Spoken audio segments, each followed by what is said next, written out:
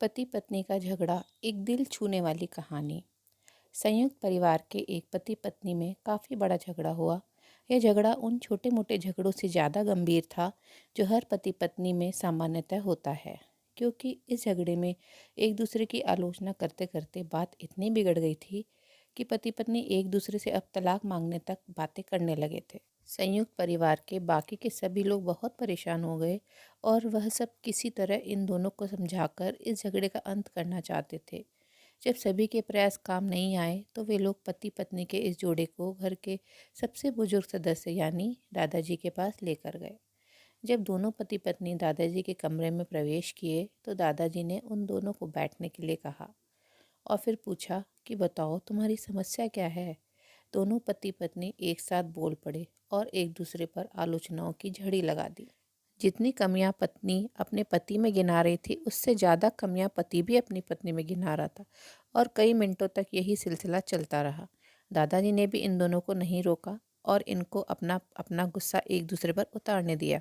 आखिर में जब दोनों एक दूसरे की बुराइयां करके थक गए और शांत हो गए तब दादाजी ने उन दोनों से कहा, अब दोनों एक दूसरे की कुछ अच्छाइयाँ बताओ। जब अच्छाई बताने का समय आया तब दोनों ही पति और पत्नी एकदम से चुप हो गए।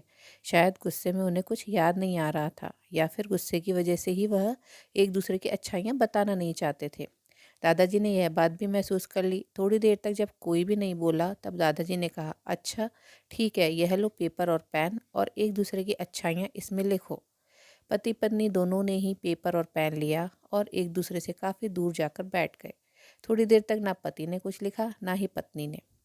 फिर पति ने पेपर में कुछ लिखना शुरू किया। उसे देखकर पत्नी ने भी अपने पेपर में लिखना शुरू कर दिया। ऐसा लग रहा था जैसे दोनों एक दूसरे से कंपटीशन कर रहे हैं।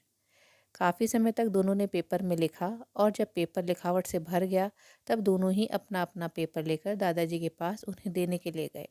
दादाजी ने उन दोनों के ही पेपर लेने से मना कर दिया और कहा, अपने अपने पेपर एक दूसरे को दे दो और अब एक दूसरे के पेपर पढ़ो।